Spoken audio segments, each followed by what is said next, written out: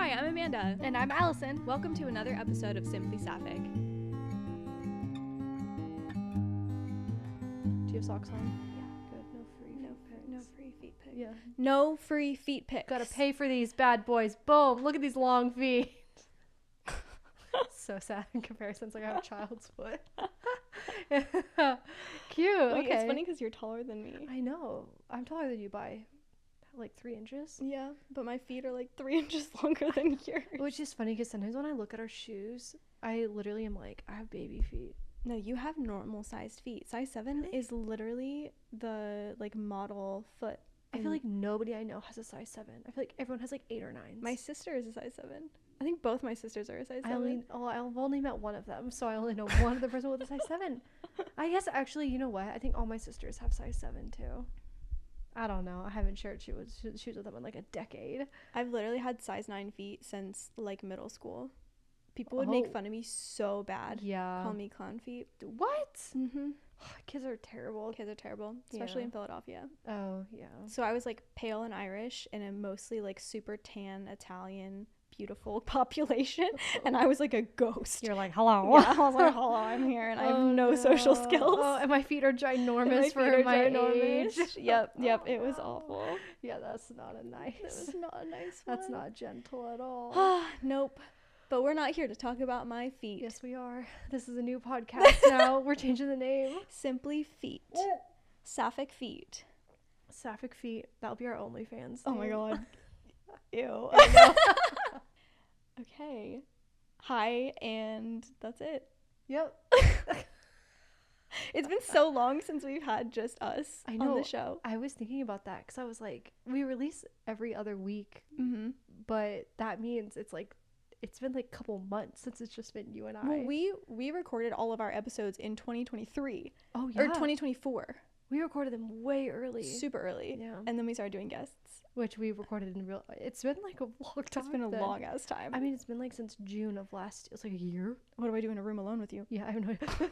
And the cat. I wish y'all would have seen, not like 4 seconds ago. We'll post it on our Instagram, but Lily was like lounging on this couch and like under the mic, and we were like, I was trying to negotiate with her. Maybe you can cut to us trying to negotiate with her sitting. But now she's over there. Out of frame, out of sight, so giving herself sweet. A little bath. So cute. Hi everybody, welcome to yet another episode of Simply Sapphic. Yay, we're so excited you came back. And you, first of all, for the people who are coming back, we're like stunned that you're not like bored of us yet. Yeah, literally, thank you. You're like, oh, whatever, these Sapphics are crazy. Yeah, doing this podcast out of their like, what is this, a guest bedroom? Yeah. Half sweating because we can't have the AC on because this is a home studio. Oh my gosh. And we just we're not advanced enough yet to know how to get rid of the air conditioning sound. Truly. So we just sit here and sweat. I'm like already sweating. We haven't even started. We've been in this room for like 10 minutes setting up. And I'm already sweating. That's also Texas for you. It's like 96 today. Oh my god, you're so and right. We're on the top floor. Yeah. Well, top floor. We're on the second floor. Okay, yeah, you're right. This is a 5-story home. Guys, I am filthy rich. Oh my goodness. Yeah, it's like it's just one room, like stacked. It's like one room, just like a vertical. All the way up. That's hilarious. That'd be crazy. Okay, so today we're doing things a little bit different because we've had like a really requested topic come up, which is basically like vocabulary. Yeah. There is so much vocabulary that I feel like when I came out, I became privy to that I just had no idea. Oh my gosh, not a clue. Not a clue. I remember like friends talking and me just being like, and I just like writing them down furiously to Google later. No, I literally thought I was like having to study. I literally got on TikTok and I was like, they're like, ha ha ha, all these like lipstick lesbians. I'm like, what does that mean? They have a lot of lipstick? I was like, do they just like buy a lot of lipstick? Yeah. What's happening? Yes. Yeah. So we're basically going to take this episode and kind of walk through some of the major ones that we had no idea about, and also some that are kind of basic that I think everybody knows about, but we just want to like clear up like, I don't know, like the differences between certain things. And like, just in case you're somebody who like doesn't know about them. Yeah. I think like people may say they're common, but like everyone has to learn it from somewhere. So this is like our little Sapphic terminology starter pack, like basically 101. Yeah.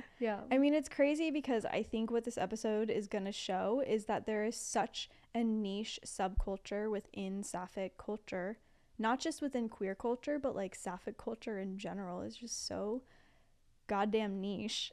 And we have so many of these like terminologies and stuff, and so, which I think is like indicative of a vibrant culture. Like you know, like people like what is gay culture, and like part of that is our language that we're using, like queer culture, this is part of it. So welcome to the club. We're going to show you all of our secret, not our secret handshakes, our code words. Oh my god, I like can't. Lily is so cute. I know, she's just rolling now. Oh my gosh, she's sleeping. Da, da, da, da. Just a baby. She's little, even though she's 15. We love her. Anyways, so we're going to be looking at this iPad, which we were like, we're going to use our phones. And then Allison couldn't find their phone. I can never find my phone. And then I found the iPad. And then we're like, we're going to use the iPad. And then I was like, the iPad's dead. Yeah.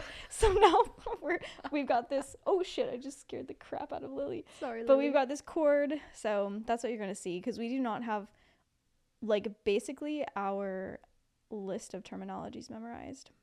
But yeah, we're just going to go through it. Yeah. Just kind of give you a starting point. Yep. So, all right. Well, I mean, where do you want to start from? I think we should start with the basics and kind of get it out of the way. I wasn't even sure I wanted to bring up just basic Sapphic identities, because I feel like once you're Sapphic, and I feel like they're very mainstream, but especially once you're Sapphic, you're kind of like, I think I have a grasp on this.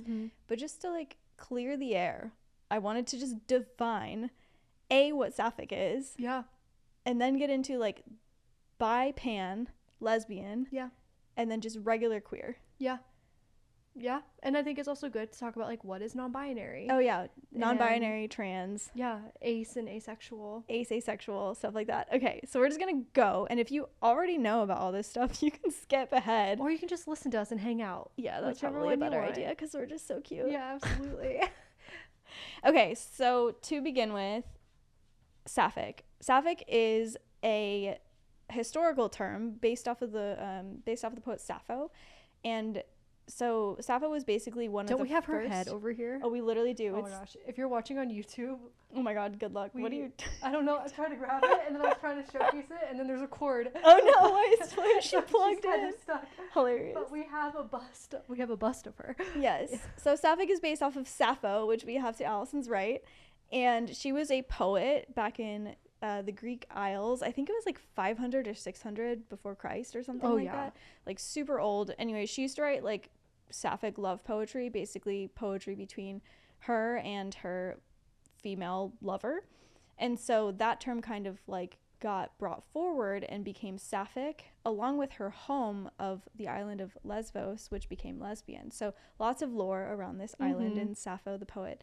But basically Sapphic today is an inclusive term, because we have lesbian, which is a term to describe like two women who love each other. And then we have queer, which is basically anybody within the queer gay umbrella who experiences same-sex love. Yeah. And then we have Sapphic, which basically is like everybody under the queer umbrella that's not a cis gay man or a bi man. Cis gay or bi man. Yeah.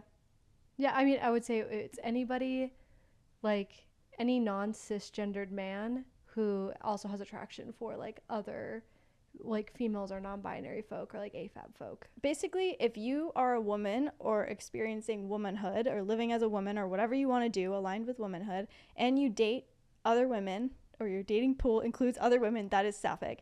This is why we have one word for it, because that is a mouthful. Yeah. Basically, what do I have? I have it listed out somewhere, but it's trans women, trans men, non-binary people, and cis women, all who have attraction to women. Yep. So if that's you, you're Sapphic. You fit under that umbrella. It's like why we don't big umbrella of queer. Yes. And then under the big umbrella is a smaller umbrella, which is Sapphic. Yes. And so if that's you, then welcome to the smaller umbrella. Yes. It's like a big umbrella that's tiny. Yeah. It's amazing. Yes. Okay, so then we explain lesbian, and then queer is just generalized, like love whoever you want. It's kind of like an umbrella term. So you can be bi, which is the love for two genders. You can be pan, which is I love you no matter your gender. I don't really care about gender. I just love you. And then there's queer, which is any of the above.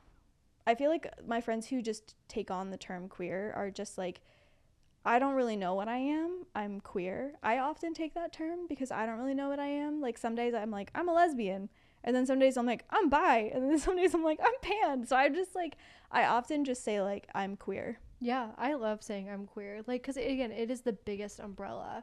And so, yeah, I do know a lot of people that are like really uncomfy with like labels or going in boxes or anything that feels constraining will say that they're queer. And I'm like, go for it. I said I was queer for the longest time, you know, and oftentimes I still say that I'm queer. Like, I like it. Queer is a label for people who hate labels. Oh my gosh, can I tell you the story about when I didn't know what the word queer meant? Oh my God, yeah. Okay. I was in a like volunteer group. So I was in an extracurricular group that was about volunteering. Hilarious. When I was in high school.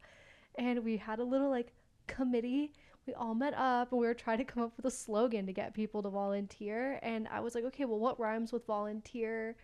And I was like coming up with things. And I was like, okay, well, what about like what's weird? What's another word for weird? Oh, queer. Don't be queer, volunteer. And I like got up in front of this entire committee of people. There was like 30 something. And weren't they like people. Religious? Oh yeah, we had a gambit of people, but it was like a volunteer club.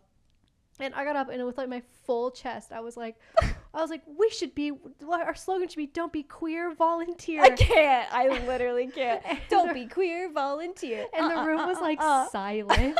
And like nobody said anything. And then they just like quietly moved on. Is Allison homophobic? Well, and it wasn't until college that like I learned what queer meant. And then I was like, I literally had like nightmares, like flashbacks. So funny. And I was like, what have I done? This whole room. But I mean, I think I actually didn't memorize this for this talk, but like the origins of queer was actually from like a letter that somebody wrote about their kid, like their son, and was like, they're queer. What it was like, he called them queer in this letter, and that's where it came from, because he was saying like their strange relationship between these two men. And so that's where queer came from. And so a lot of our terminology is really interesting. Like obviously Sapphic and lesbian have really beautiful beginnings, but like queer and a lot of these words that we're going to bring up today are like reclaimed. They used to be a slur. I know a lot of like older gays that are like, I hate the term queer. I hate the term butch, because they were like slurs. Yeah. But I love that we're reclaiming them and being like, you can call me that all you want. I call myself that. I mean, even like Dyke. Dyke March is so fun in Austin. March? Yeah. I love it. I love it. Yeah, funny. Okay, and then we have asexual. Asexual is like another umbrella term for people who have like basically different ways of experiencing sexual attraction. So like either it's kind of like, it's like a, what is this called? A Venn diagram? No, it's like a line. A graph? A line? It's not a scale. A scale. It's a scale. It's a scale. Thank you. Oh my goodness. Why do we have a podcast where we're like over here like, what are words? It's like a scale, right? So you can have like no sexual attraction, and then you can have sexual attraction under certain circumstances, and then sometimes it's like sexual attraction that comes and goes or whatever. But it's definitely like a fluid scale, like demisexual. Like you only have sexual attraction to people that you're emotionally attracted to. Like there's lots of asexual. Isn't there like labels. What is it? Is it sapiosexual? Sapiosexual. Like only if you have like intellectual, like you're like you get attracted through in like somebody who's really really smart. Intellectual stimulation. Yeah, there we go. Yeah, there's also like allosexual, which is actually that's not asexual. I think allosexual is when you do have sexual attraction. But anyways, so there's asexual, and then there is, what was the other one? Oh, trans. Do you want to take that one as the trans person in the room? So trans is like when you're like, you don't feel that your body that you are in is necessarily aligning with what you were assigned with at birth. So you may have been, which is like AFAB, assigned female at birth. Yeah. So that's like you're out in the world and the doctor writes a little marker on your chart. And then as you've lived life, you go, hey, like I actually don't feel that way. I feel that I actually align more with like masculinity, or I think I'm actually like a man. Or non-binary. Well, non-binary is that you don't fit into either. So like for me, like I don't really identify so much with like womanhood or manhood. Manhood. So like I feel like I'm very non-binary. I feel like I don't really fit in either, and I don't feel comfortable in either. So yeah, you have those two as well. Mm-hmm. And so that's what we like when you hear people say like AFAB or AMAB, which is assigned male at birth. They're saying that like what their sex was assigned on their first days of life by the doctor. Mm-hmm. Yeah, AMAB and AFAB. I was like, what? There's so many like, yeah, those two. I was like, what does that even mean? But and I think also in this part, it's good to, and listeners, like we very much encourage you to like do like some research, and there's some like beautiful, like hilarious, like graphic novels and comic books and like kids books that really talk about the difference between sex and gender. Mm-hmm. But like sex is what you were assigned at birth, like male or female, and then gender is what you express. Yeah, sex is like your chromosomes. So male, female, intersection, and any other combination of chromosome, that's what sex is. And then gender is like basically like what society says like your sex should perform, right? Yeah. And so for example, like your AFAB, you're assigned female at birth, your sex is female, and then your gender, let's say you're like, yeah, I my gender is I'm a woman.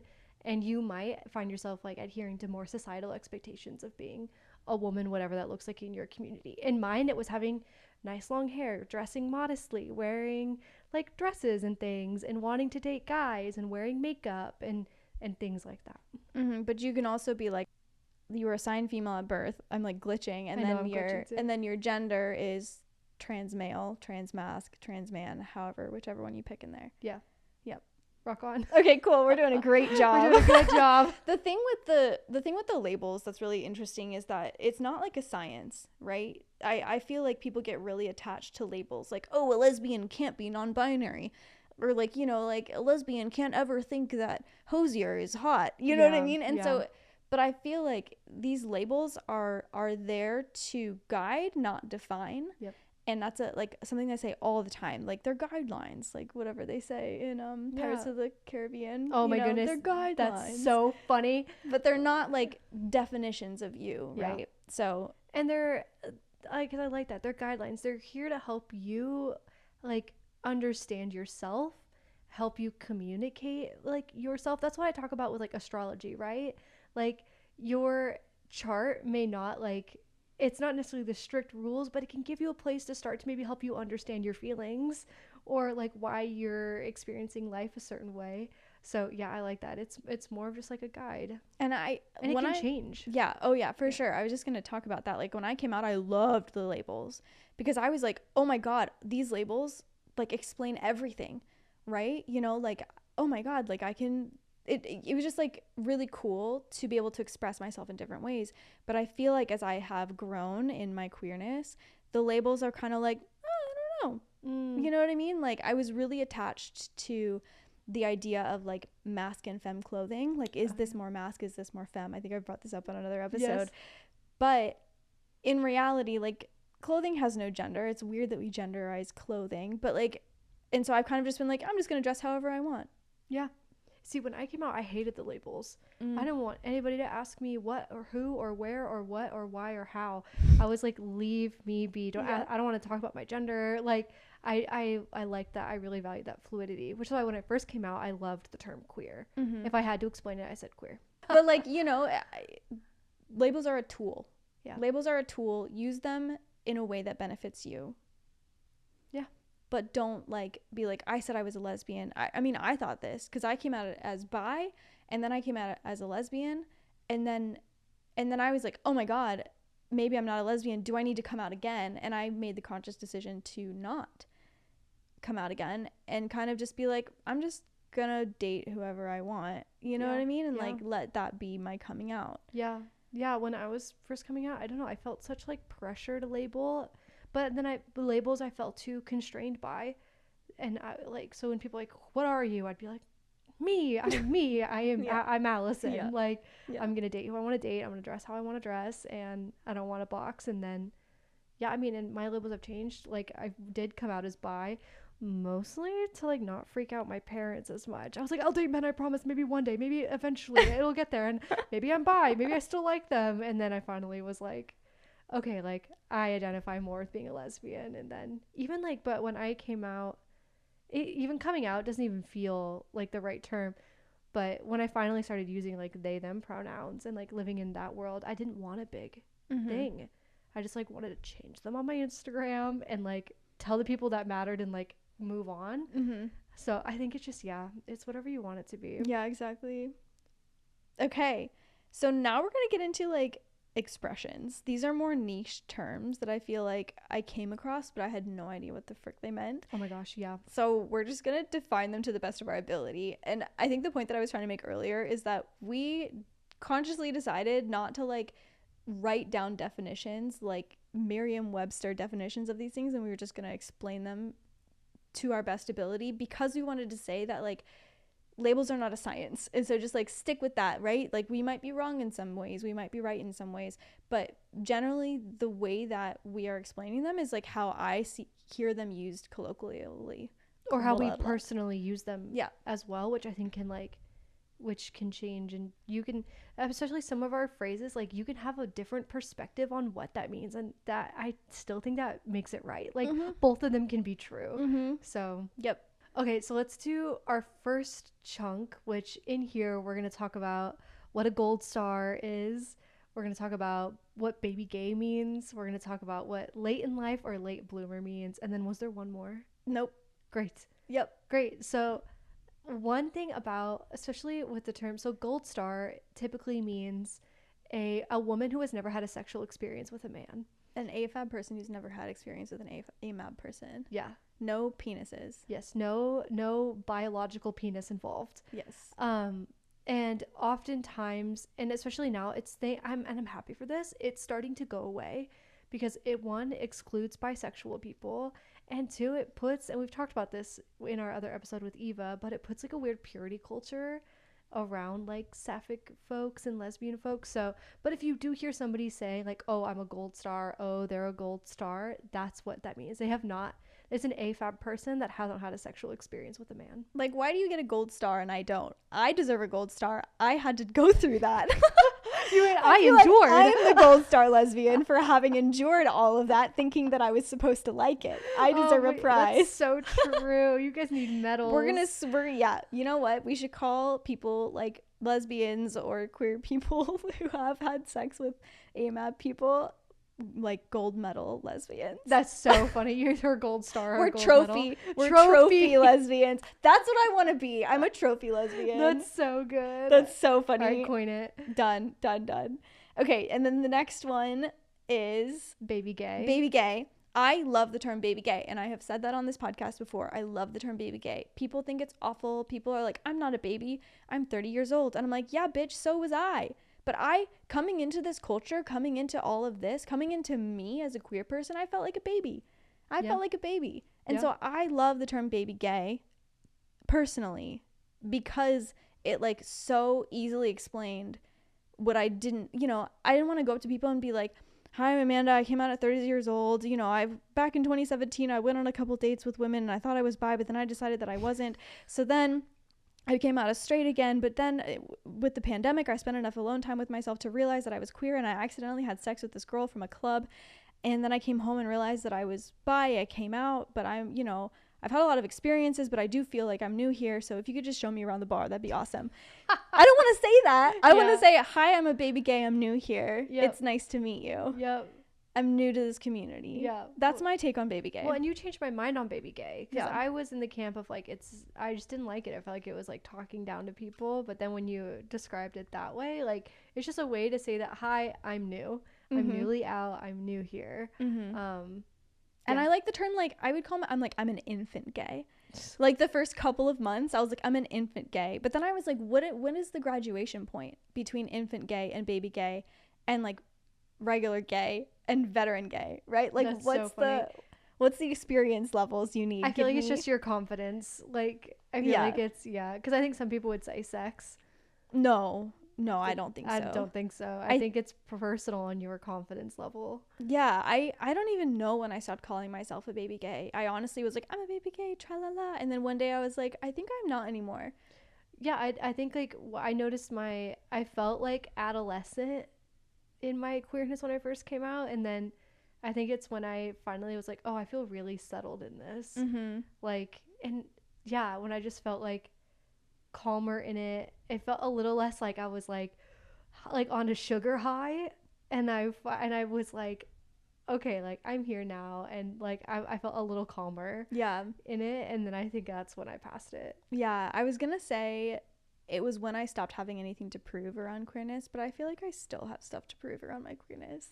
I feel like that might be a battle that a lot of people, For sure. you know, just kind of always. So I think just call yourself an infant gay until you feel like you're a baby gay, and then call yourself a gay. Yeah, call yourself just an adolescent gay, and then an adult gay, hilarious, and then an elderly gay, hilarious, and then eternally gay. Just whenever you feel like the label fits you. Like, I promise you, if you're a baby gay right now and you're like, when do I stop calling myself a baby gay? You're gonna wake up one morning and you're gonna be like, I'm not a baby gay anymore. Yep. And it's just gonna feel right. I don't think it's like driving.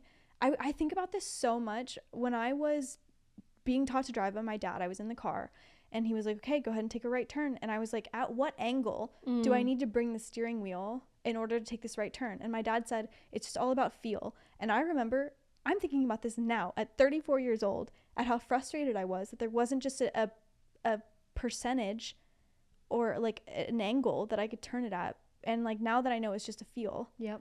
For how to take a right turn. And so I think it's just like a feel.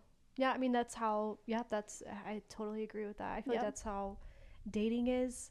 Like, there's no exact math, there's no exact percentage. I think that's the same thing with like self-discovery. Is like, you just got to feel it out. So one day you'll feel it, you know, or you might recognize it in retrospect. Yeah. You know, like you might be sitting around going, oh, wait, I think I did pass that. Yeah. You know, and there you are. Yep. So. Yeah, exactly. And then a late bloomer or a late in life lesbian. Okay, I think this is also flexible because some people have different definitions. Like, I was on the internet and somebody was saying that they were a late in life, like, queer person coming out at 22. Okay, here's my take. You can be a late in life lesbian if you came out after college. That's my big thing. After like undergraduate. Yes. So like post like 21. Yeah. On. Okay.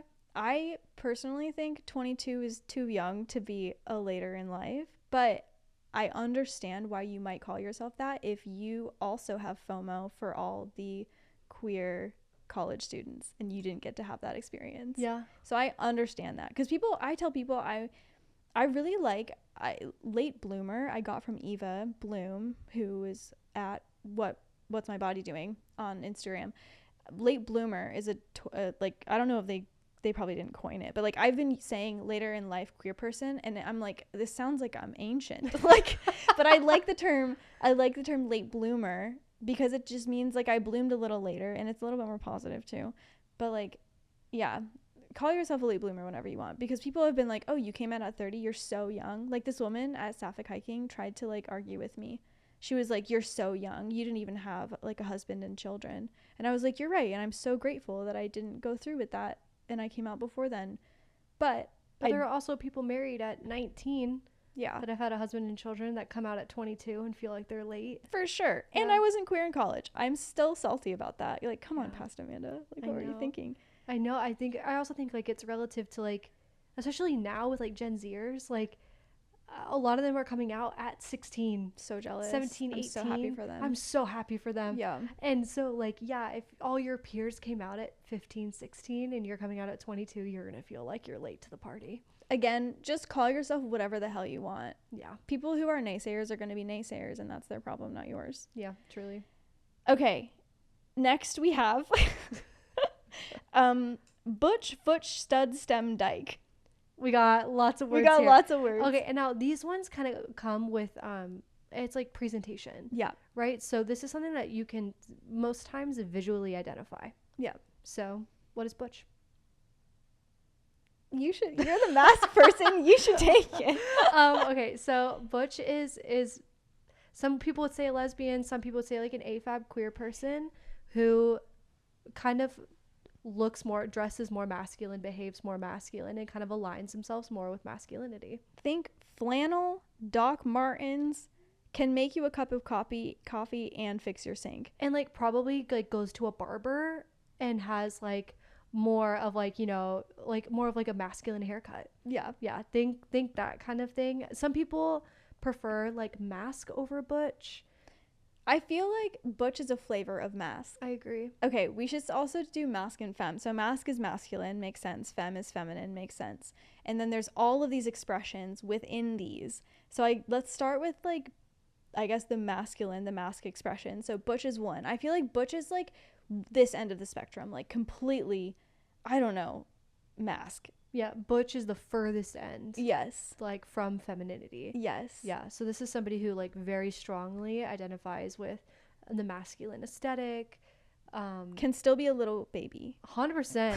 100%. Okay, anybody in these like that I say this like completely lovingly, by the way. 100%. I think, and I mean, we talk about this all the time, but like people who identify more as masc and kind of present more as masc, like it in no way means that they are any less feeling, have to be any less feeling, or have to like adhere to toxic masculine fuck that. ideals. You know, like you can be masc and cry, you can be masc and want to go get your nails done, you can be masc and want to be like small bean, little spoon, all that good stuff, and that still makes you masc. Like, let me tell you, there's just so many layers to your presentation. So your sex, what you're assigned at birth, then your gender, and then your gender expression. So you can be an assigned female at birth, trans masc, wears like skirts and tank tops, who is like super dominant baby.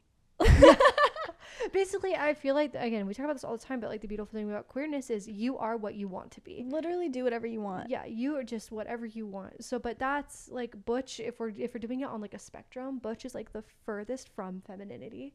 And then you go into what, like chapstick or like tomboy.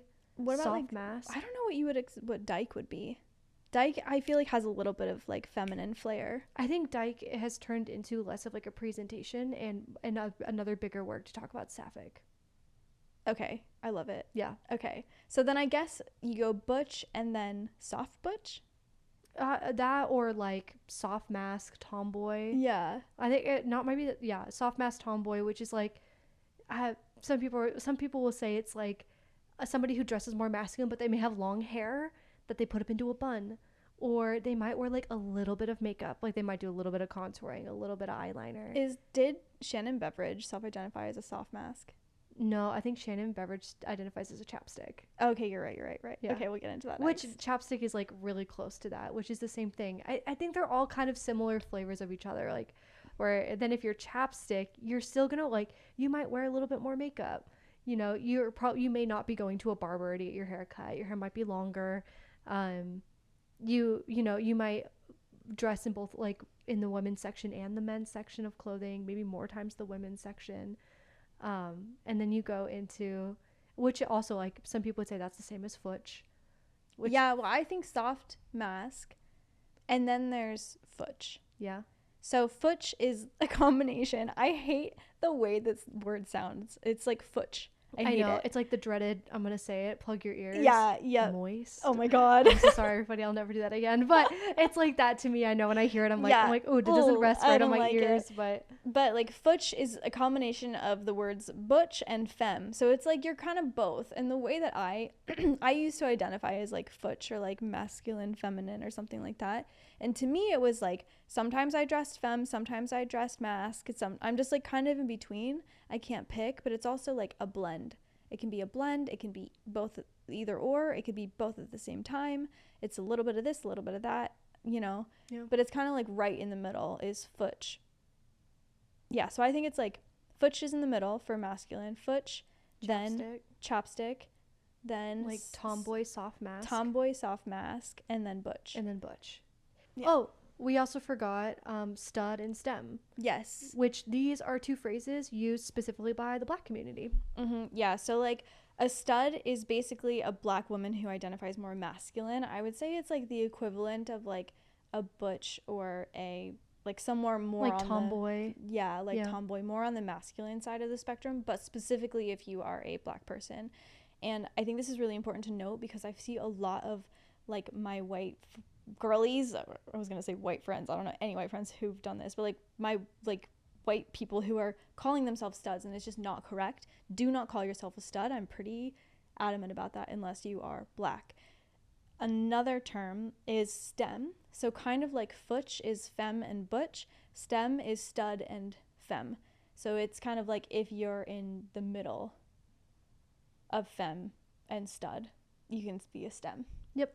Which I think is just like a cooler sounding term than futch. So congratulations. Yeah. We're so happy for you. Yes, please. Yes. And if you're white, you get futch. You get futch. Here we are. Yes. Yep. And genuinely, truly, there are so many that we are missing. I remember watching TV and somebody was like, I'm a lumberjack lesbian. Yes. And I was like, that's new to me. That's like outdoorsy. Yeah, like you only wear flannels.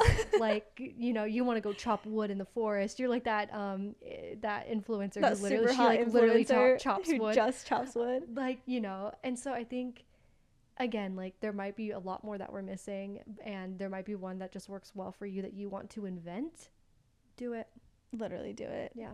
And then, okay, so after we're podcast lesbians. Yeah, that's how we're annoying as fuck coming down the road. Okay, and so then we're going into femme. Yeah, we're going into femme. So I think chapstick is also, I would say, like on both ends. You have like chapstick, because you don't go like chapstick butch. You go like chapstick lesbian is typically what it is. Mm-hmm. Or you can just be like, I'm chapstick. I've actually never heard somebody say that. I usually just say I'm a chapstick lesbian. The first time I've ever heard somebody say I'm a chapstick lesbian was Shannon Beveridge. Oh, really? Yeah. Oh, I heard it all over TikTok. Yeah, I guess. Yeah. Yeah, I guess I always thought it as like a hashtag. But yeah. Sure, yeah. Yep. And then you have like high femme and lipstick femme, which I kind of associate as like both. Oh, wait, that's like the totally end of the spectrum. What's so, in like, the middle? Like just where butch is like on the far end of the masc, high femme, lipstick femme is on the opposite end. So it's somebody who goes like, I mean, some people consider drag that. Yeah. But I think it depends on like what kind of drag you're watching and that kind of stuff. But it's somebody who like really leans really hard into like kind of like feminine archetypes, you know? So somebody who just really values, I don't know, I want to be like, maybe you should explain this more because I haven't worn makeup in like 10 years, but like somebody who really values like contouring and lipstick, and they're really into fashion, like feminine fashion, things like that. For sure. Oh yeah. Just think lipstick. Who wears lipstick? Versus like who wears chapstick? You know, I feel like it's both. I don't know. For me, I wear chapstick. I don't wear lipstick, but I feel like some days I'm super like frilly in my presentation. Like I would not call you a lipstick. No, not at all. I wouldn't either. I feel like I'm a combination of everything. I feel like, so like today my work outfit was like really baggy pants with a really baggy shirt and like really messy hair and no makeup and like rings and my more masculine watch. And so I was like really masculine. And then I got home and I was like, I kind of want to wear this like new lacy top that I got. Mm-hmm. So I don't know. I feel like I'm a combination of everything. So I don't really identify with any one of those. Yeah. At all. But yeah. Oh yeah. And did we talk about granola? Granola gay? Oh no, but granola's in there. Yeah, granola is like, she composts. REI. REI. Hiking. Oat milk latte. Birkenstocks. Yeah. Yeah. I just think of like, they look like they're out of an REI ad. Yeah. Or there's cottagecore. Oh yeah, cottagecore. Oh, and that to me fits more into femme. Yeah, for sure. And that is like, she is a fairy who just walked out of her English cottage. She's wearing linen, and she talks to the mushrooms. She makes her own jam that she puts in mason jars. Love it. She like would go dancing in a field of flowers and like her long white robe. Yes. That's what I think of. I love it. Okay, and then we have like golden retriever, and like we're gonna get into like animals. Yeah. So like golden retriever, I would call you a golden retriever. Well, because now we're getting to more behavioral. Sure. So golden retriever, yeah, I agree. I think of a golden retriever. They're like, hi, how are you? Oh my god, you're so cool. Wow, you're so pretty. Everything you do is amazing. That's like Allison. it's like high energy, optimistic, loyal, eager to please. Yep. Yeah. And then you have the opposite of that, which is like a black cat energy, which is like somebody who is like a little like more moody, you know, like some people are like, they'll call them like a dom femme, which is we'll get into those. We'll get into that in a second. But yeah, like it's just somebody a little more mysterious, a little bit more like in their feels, a little more moody, but also like can be very cozy. Yeah. And I think that's you. Like, I think out of the two, like, if you had to identify, like, yeah, I think that aligns with me. I am kind of moody. well, and I also feel like if like you and I are in a situation where one of us has to pick a fight, you would be the first person to do that. Oh yeah. Don't fuck with me. Don't fuck with you. And that is a black cat energy. Yeah. Okay, that's fair. That's fair. Like, I will ruin your life. I will literally. I haven't. I'm like, we all will hug. This is true. Yeah. Yeah. Maybe it's like based off of what is it? What is the word I'm looking for? Oh, maybe it's based off of like conflict resolution styles. That's so or like funny. you're like, I'm gonna go hug everybody like a golden retriever, and I'm like, I will scratch your eyes out if you fucking talk to me like that again. Yeah. Essentially, yeah, super. Yep. So there's those two, and I don't think there's any more animals. I can't think of any more animals. Yeah. No. I think that's what we got though. Okay, but we did touch on like, okay, let's get into sexy time. The sex time. I said sex corner. I was gonna say sex, and then I remembered that my dad watches this, so then I said sexy time. Woo. Hi, Paul. Yeah. But yeah, so there's also like labels within lesbian, AFAB, sapphic sex too, and I feel like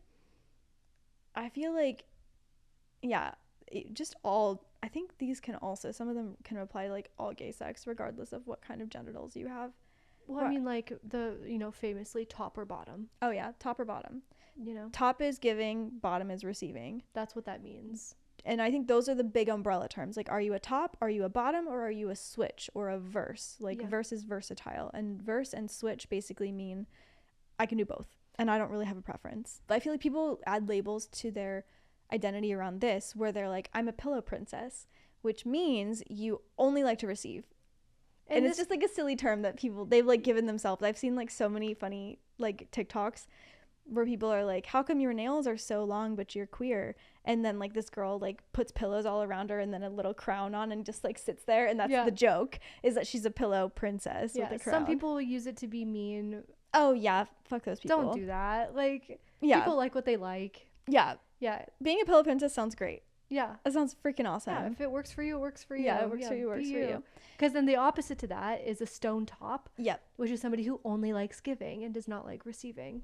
But then there's also like a touch me not. Oh, which I think is the same thing as a stone top, is it not? I actually don't. I've never met anyone who identifies as a touch me not queer person, but how I understood it was like, I don't want you touching me, and I only want to top. Like touching you sexually. Yes. Yeah. Interesting. Okay, yeah. Like, my love language is absolutely not physical touch kind of person. Oh, fascinating. Yeah. But I could be so wrong. I have actually no idea. Yeah, I always put stone top and touch me not like into closer categories. I also wonder if people just aren't using touch me not anymore. I've never. Yeah. I heard it once in a really old book. Yeah. Like a book. I read it in a book. It was like a gender and sexuality book for like queer women, and it was old, and I read it in college. I feel like we need to update that. Oh yeah, that's where I'm like, I don't know if people still use that term. Yeah. But somebody make a dictionary of Sapphic terms. That'd be awesome. We get Miriam and Sappho. Hilarious. Incredible. But yeah, so those are those terms, and then a switch is just somebody who likes to give and receive. But then there's also like, what is it, like we talked on dom femme, which is like, you're like mother and I'm girly. Yeah, so it's like somebody who presents more as femme, and then they might be like a little more assertive, more, that's a better way of explaining it. They are so willing to drive and take control, and they're like, I'm gonna tell you what to do and all that good stuff. And then you have a power bottom. A power bottom, which Amanda had a great explanation for it, and so you should say hi, Paul. Turn it off. Maybe turn this off. Mute, Paul. Oh my god. Okay, so I said I want you to eat me out, and I'm gonna tell you how to do it. Yeah, so it's like somebody who wants to receive but is more assertive with how they want to do it, or assertive in that role. Yeah, like, I'm gonna tell you what to do. Yeah. Okay, what else do we have? Oh yeah, U-hauling. Let me see what I'm just gonna name. Oh, cishet. What have we not talked about? Bed death. Okay, let's start with U-hauling. Great. Because I feel like this is like such funny lore, but there was a joke that was made by this person back in the day. not back in the day, it wasn't that long ago, but they basically said like, what do lesbians do on a first date, or like what do lesbians bring to a first date? A U-Haul. Because the joke is that we like get so attached and so like in love on the first date that we want to move in together. Yeah, that like Sapphic people make really quick, really strong emotional bonds, which is why like you'll see movies and TV shows and TikToks where they're like, "Hi, I met you an hour ago and now we're living together." Yes. Yeah. So they'll be like U-Haul lesbians. Yes, exactly. Or like you've U-Hauled. Yes. So that would be like, you know a couple, they met a week ago and now they're living together. You might hear them say like, "Oh yeah, we totally U-Hauled." Yep, that's what that means. Yep. Okay, and then we have cishet, which is not in the identity. I mean, it is in the identity thing, but it's like less sapphic and more like general gay term. Yeah, like some queer terminology. So it's like, yeah, it's like a shortened version of the words cisgendered and heterosexual. A cishet person is somebody who was assigned female at birth, identifies with being a female, and dates men. So that's their cishet. They're cisgendered and they're heterosexual. All right, and then if you're entering, or maybe you're in the dating world, or you're with friends who are dating, you might hear non-monogamous being thrown like around, or ethical non-monogamy. And just for folks that don't know what that means, it's people that have more than one romantic or sexual partner. So on its opposite end, monogamy, which is like me and Amanda. So me and Amanda have an exclusive romantic sexual relationship where we're not dating other people or having romantic or sexual experiences with other people. The opposite of that is non-monogamy, which is folks who are. So, and within that you can get thruples, which is like 3 people who are in a relationship together. Or quads. Or a quad, or a polycule, which is like a much bigger kind of like, I kind of view it almost as like a beehive, like a bigger system. I don't know. I feel like a polycule could be any number.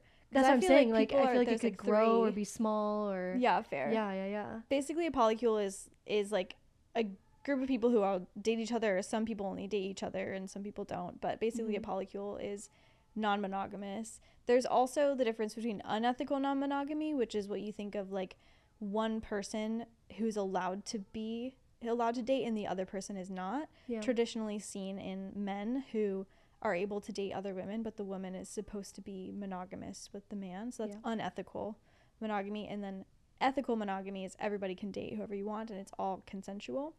But then there's also like open relationships where it's like you can define whatever you want, whether that's like we're sexually open but we're not like emotionally open to other connections. This is also not like monogamy, non-monogamy, that's not just Sapphic community, that's everybody. Like straight people can be non-monogamous. So that's that. Yeah. So just some terms you might hear around. And then the last thing that you have on here in our list is bed death. Do you want to talk about that? Oh, yeah. Okay. Like some people call it lesbian bed death, some people call it bed death, but I don't know. I think it's kind of this lore that when 2 AFAB people enter into a relationship, it will eventually lead to a sexless relationship. I think a lot of great people are debunking that. Because also like straight people can have bed death. Straight people have bed death all the time, and for some reason, like you like get especially like into long-term AFAB relationships, people are like, ooh, lesbian bed death, has it happened to you yet? And really, like, a lot of great like sex therapists and counselors are being like, this is a normal part of a long-term relationship. Sex comes and ebbs and flows. There might be one year where you're banging all the time. There might be another year where it's not so often. Where you're banging all the time. I know, that's so gross. I hated it when I said it. There might be one year where you're having a lot more sex, or there might be another year where you're having way less sex. Banging. I'm sorry, I'm laughing because I've never heard Allison be so crude. I know. You're banging all the time. But yeah, and so essentially this is a term that some people will be using, and that hopefully, I don't know, in my opinion, I kind of want it to go away and not feel like it can. Sometimes people can use it as like an omen, like be careful, it's gonna happen to you, when really it's just a normal part of life. I mean, yeah, I agree. Like I've never even heard of anybody who have been dating for years and decades say like, oh yeah, we have lesbian bed death. I've never heard of that before. I feel like it's just like your sexuality, not your sexuality, but like your sex preferences change, and then you need to like relearn them, and sometimes it takes effort and you don't have time to do the effort, so it just kind of wanes until you can pick it up again. Yep. So there's no such thing as lesbian bed death. I think that's just propaganda by the straights. Yeah, well, and yeah, I just feel like you see it a lot online, and it can feel really scary and really intimidating. But it's just sometimes in life you're just fucking stressed. There are people with kids, you know, you're exhausted. You have jobs, you have lives. Like, you know, sometimes like sex just comes and it goes, and you have to learn and grow, you know? Yep. Yeah. Okay, so in conclusion, here's what I have learned about myself. I am a cisgendered woman, cisgendered female woman. Apparently I'm a black cat, switch / verse. I would say that I'm a futch, or like a chapstick, or yeah, a femme, definitely just a femme. And I was a baby gay, and now I'm not, and I'm very proud of myself.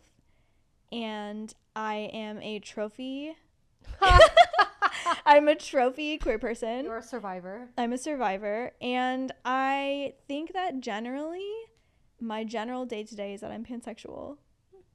Great. Oh, okay. Oh my goodness. What am I? I feel like, okay, well, I'm non-binary, so I'm not cisgendered. I definitely feel more masc. I don't want to identify as any of the smaller subsets. I just don't feel like that fits me. Because when people, it's like, no, somebody, I feel like you have to, because I have a statement. But somebody like called me butch, and I'm like, I don't feel butch. No, you're not that butch, feels like a whole though. culture. That felt wrong because it is wrong. You're not butch, right? I was like, I would say you're like a soft masc golden retriever. Okay, cute. Okay, so I'm a non-binary queer lesbian, golden retriever, soft masc, switch. Yep. Okay.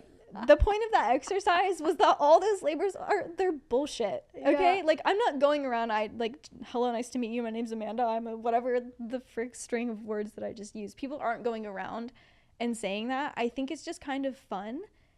The way that I've understood all these like terms that people are using is that it's just kind of silly, and our brains love to categorize. And so we come up, they're like, oh yeah, like I'm a cottagecore, like, oh, I'm a mushroom girly, you know what I mean? Like, we love just like creating community around identities, and I think that's where labels are great, is we can create communities. Like, okay, all of our like masc asexual people are gonna meet up and have coffee. Mm-hmm. You know what I mean? Like, create community around these labels, but don't exclude people from those communities. Right? Like, if somebody comes in and they're like, you're not masc enough to be here, that's wild to me. Yeah. Like, who are you to tell me what's masc? Yeah. Like, my masculine is very feminine, but I still say I'm pretty masculine. So, yeah. I would say, like, it's kind of silly to write down all of these identities that you might be and all these labels that you are, but for the love of God, do not memorize them. You know, like, you just don't need to. Yeah. I just, like, they're silly and fun. And I think that's all they need to be. People who take them too seriously, I don't really like. Yeah, well, that's fair. And I think, like, another thing about these labels that can be helpful is like, especially when you first come out, it might be hard to put words to what you're feeling and what you're experiencing. And so to be able to be like, oh, wait, no, I think I am more masc, can kind of give you that sense of confidence to also, like, it helps you, like, search on the internet for clothes. Like, if you're like, oh, I think I am more masc, it's so much easier now to, like, go on TikTok and be like, masc lesbian outfits. You're so right. If you go onto Pinterest too. Yep. And just be like, yeah, like soft butch. Mm-hmm. So it helps us like find each other. It helps us to put language and like identifiers and words to lived experiences and thoughts and life that can help us build community, because you can be like, okay, well, I live like this, I look like this, and I want to find friends who experience the same things as I do. So now I can go on Instagram and find non-binary runners of San Francisco. That's a group that we found when we were visiting San Francisco, and I was like, do I need to start running? You do run. I do. I like jaunt. I feel like I like run for like 10 minutes, and I'm like, woo, like enough to get me through like three songs for the Pride and Prejudice soundtrack, and then I'm good to go. Like, ta-da. You know, and so use like use these labels to serve you. The second they stop serving you, you don't have to use them. And don't hang out with people who are like, you're not that label. Yeah, like anybody who kind of gatekeeps it or makes you feel less than. Like we talk about this a lot, but the whole like ideology of you can't be non-binary and a lesbian. Yeah, that's classic. I'm like, walk yourself out the door. Yeah. It's just not that serious. It's not that serious. Yeah. And yeah, so use it when they serve you, use it to help you find community, to help you, feel better in your life, to thrive, to get you in the spaces that you're maybe hoping to be in, and to build your own confidence. And then, the second it stops, just literally stop. Yep. Yeah. Yeah, I love it. Yeah, because that would be wild. Could you imagine going to a bar and before you enter the bar, like checking your ID, they like have you list all of those on things. Your gay card? On your like all of your things. Literally on your gay card. But then like what if they change, you're screwed. Like, yeah, they're like, I'm sorry, I know you said that you are a trans masked stone top golden retriever but chapstick, I was watching, but this bar window. is only meant for yeah. And I saw you bottomed the other and day. I saw you yeah so like get out of here. So get out. Yep, exactly. So I think that's kind of our message, is there's a lot of labels, and honestly I can't think of many others that I wish that I knew when I first came out. So I feel like we did a pretty good job of explaining everything. Again, like, we are not dictionaries. We purposefully did not look these up because we wanted to just use the terms and how we hear them day to day. Yeah, how we've like experienced them. How we've experienced them. And also there's so many labels that we are not a part of because we are white, and there's a lot of things that we don't like. I'm cisgendered and white, you know what I mean? There's like so many other labels and like terms that I personally don't experience. So just like go on the internet, like Google, talk to your friends, talk to people who have different intersections than us, and you'll find more, I'm sure. Where this is where your labels can help you, mm-hmm. right? Because if you're like, oh no, I am, like, if you do like, I do identify as a stud, that word like unlocks a whole host of online communities that can like, help open up some doors for you. Exactly. So, yeah. Yep. Because we only have so much, so much of our experiences, as like white folks, and even living in Texas, like living where we are, so yeah, hopefully this kind of helps you unlock some stuff and and just keep living your life. Yep. Yeah, we're so again like happy that you're here. We do this podcast because we were both super freaking lost when we first came out of the closet, and kind of wish we had a resource that walked us through everything. We've got other episodes on like how to date, how to like find people offline to date, how to handle your family, how to come out to your family, how to handle difficult family situations. Like, we've got upcoming ones on like how to heal from religious trauma. So it's basically just like, yeah, every single thing that nobody really talked about when I came out at 30. And yeah, we're just like so happy to have the opportunity to like give back to the community that built us and has helped us become our most authentic selves. So thank you to you guys who are listening, or those of you who are watching. Woohoo! Here's a dance for people who are watching. We do have a YouTube. We put a lot of effort into our videos and our backgrounds and everything. And so if you liked the episode, you can give us 5 stars on Apple Podcasts and Spotify and YouTube. You can rate on YouTube by giving us a thumbs up or comment. You can subscribe. There's so many free ways you can support us. If you're in Austin, Texas, we also are putting on some cute events. We just had a like Sapphic picnic where we met up at Zilker. And we have many more events planned. We're going to be tabling at a few. Oh, yeah. We're tabling at a pride party coming up. So come find us, say hi. Yeah, we love meeting people. If you're like, we literally out in the wild, people have been like, I listened to your podcast, and I was like, I'm literally obsessed with you. Let's be friends. Yeah, truly. Yes. So thank you to everyone who has commented. We have had so many beautiful comments. Like, I want to start reading them on the podcast, but like people who have written in like on behalf of their partners who have liked it, people who have written in like about how they're going to come out to their family and how they're grateful for the episode and how we broke that down. It's been really powerful. It's just been it helps us understand why we're doing it and gives us energy to move on, because of course we are offering this for free to you, and so any encouragement you can give us is most appreciated. We also love receiving questions. So if you've heard an episode or there's something going on in your brain or your life that you have a question on, like, our DMs are so open. So literally just send us a little message, and we may even answer it like in an episode. So just stay in touch with us because we love to hear from you. We do. All right, guys, I hope you have an awesome rest of your week, and we will see you in our next episode. Yep. See ya. Bye. Oh wait, Lily's coming. Oh my god. Come here. Come on, Lily. We're gonna keep it open. Come here, baby. Do it. She's like, feed me dinner. Yeah, she is. She's like, it is time. Ta-da. Say goodbye. Say bye. Thanks for tuning in. Be sure to subscribe, follow us on social media, And share episodes with your friends. See you next time.